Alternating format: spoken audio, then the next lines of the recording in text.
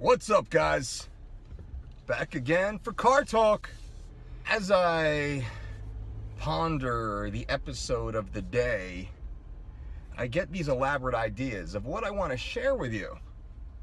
But ultimately, the best car talks are the ones that are inspired from real life.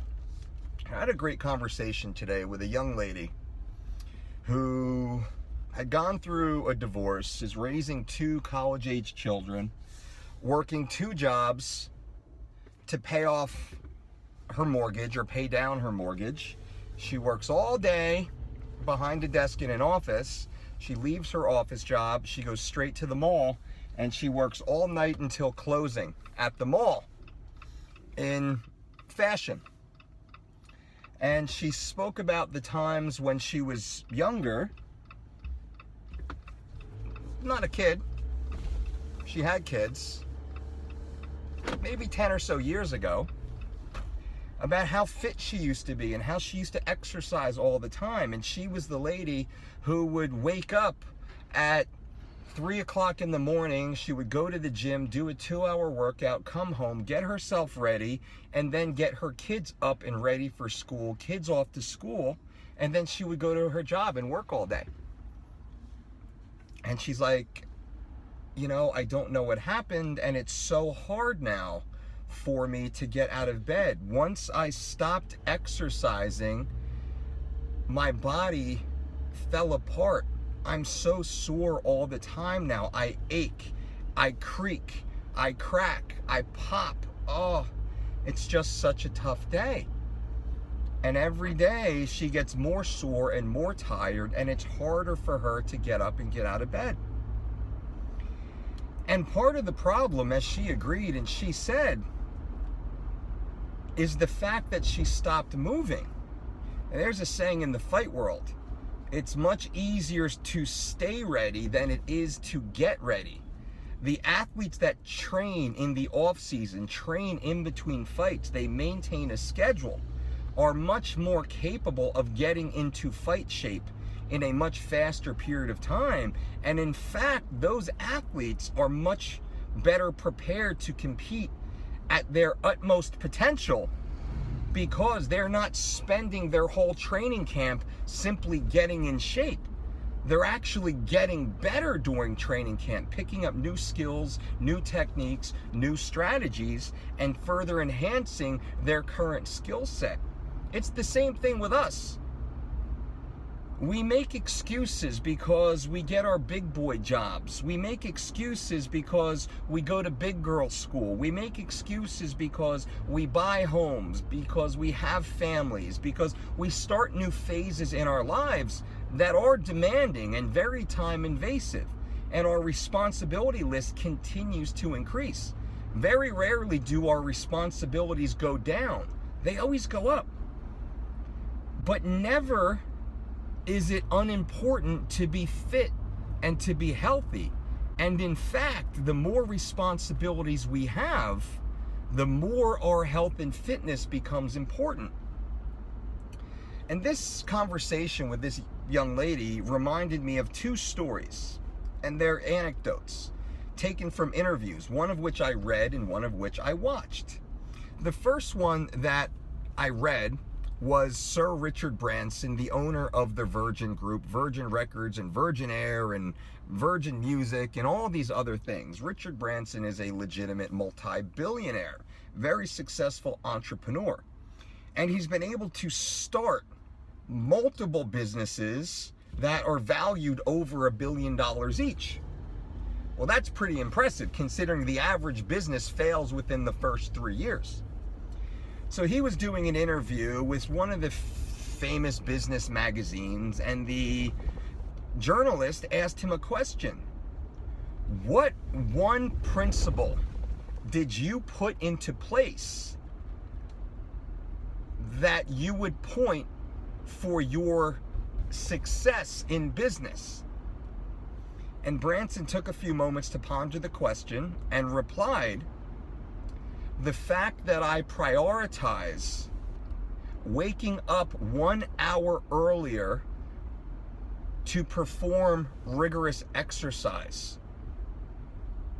And the journalist said, "Oh, I appreciate that, but my question was more on the business side. What business procedure did you put in place?" And Branson stopped him and said, "The fact that I prioritize my health and fitness, and I perform 1 hour of rigorous exercise per day before my business day starts, I'm free of the stress, I'm free of the worry, I'm free of the big decisions, and I can simply focus on myself. That allows me to be much more productive when I am sitting in my board meetings, when I am dealing with clients or other businesses and in negotiations. I'm much more clear-headed, I'm much more emotionally grounded, and I have a much greater physical fortitude to deal with the happenings of my business day, making me a better leader." Branson estimated the 1 hour of exercise performed per day gave him an additional 4 hours of business output in his business day. It was pretty powerful. The next point I wanted to bring you to was Bryant Gumbel. Those of you who may or may not remember, may or may not even know, Bryant Gumbel was the longtime host of the Today Show, the morning show, one of the morning shows on the big network. So you would wake up at 5 o'clock, 6 o'clock, 7 o'clock in the morning, and Bryant Gumbel would be sitting behind the desk bringing you the news of the day. And I remember watching an interview with him, and the interviewer asked, "Wow, you have to be behind the desk at 5 a.m. Like, what time do you have to wake up?" And Gumbel said, "I have to wake up at 3 a.m. every day." And the interviewer said, "Wow, 3 a.m. That sounds rough, but you probably get used to it." Gumbel said, "Absolutely not. Trust me. You never get used to waking up at 3 a.m. Every morning, when my alarm goes off and my eyes open, I tell myself, not today. I'm not getting out of bed today. I've worked too hard. I deserve to call out. I should take the day off." He said, in that split second that my eyes open, I go through a whole list of the reasons why I should stay in bed. But as I'm going through the reasons to stay in bed, I swing my feet over the side of the bed, I put them on the floor, and I stand up. Literally, as I'm still feeling sorry for myself for being awake. I put my feet on the floor, I stand up, and I start walking. Boom. That blew me away. Because we're all faced with those situations. We have a difficult task in front of us. And it's easy to feel bad for ourselves, to make excuses for ourselves, to justify our actions or inaction. But those of us who are most successful, those of us who achieve our goals, are those of us who stand up and act anyway and walk towards that goal.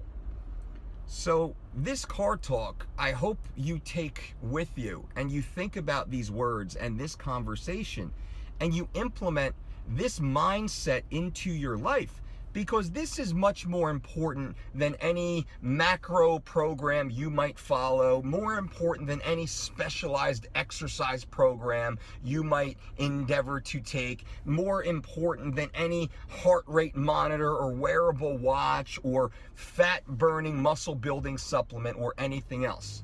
All of that is ancillary to the mindset. The mindset of a Richard Branson, the mindset of a Bryant Gumbel. They put their goal first and they put the action first, regardless of what they think, regardless of what they feel, regardless of how successful they are. They put their feet on the floor earlier than they need to. They stand up and they march towards it. Subscribe to this channel, give a thumbs up, and until next time, boom.